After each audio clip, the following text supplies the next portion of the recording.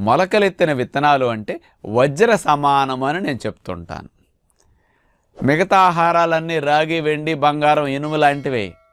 వజ్రాలు అంటే ఆహారాల్లో మొలకలే. మొలకలకు సాటి పోటీ మరొక ఆహారం లేదని మీరు గ్రహించాలి. అలాంటి మొలకల్ని ఏ రకాలు తినాలి, ఎన్ని తినాలి అనే సందేహం వస్తుంది. మనం రకరకాలు ఉన్నప్పటికి కూడా కాస్త సులువుగా మెత్తగా ఉండాలి, తక్కువ సమయంలో తినగలగాలి, నోటికి బాగుండాలి కదా, ఇవన్నీ ఆలోచిస్తే కాస్త మాంసకృతులు లాంటి ఎక్కువ కావాలి. కాబట్టి పెసలు, అలసందలు అంటే బొబ్బర్లు, శనగలు, ఈ 3 రకాల గింజల్ని కామన్గా వాడుకోమంటాం.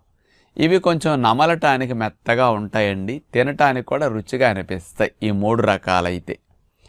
ఇతర రకాలు కొంచెం గ్యాస్ తక్కువ వచ్చే మొలకలు ఉంటాయి, కొన్ని విత్తనాలు ఉంటాయండి, అందులో ప్రోటీన్ తక్కువ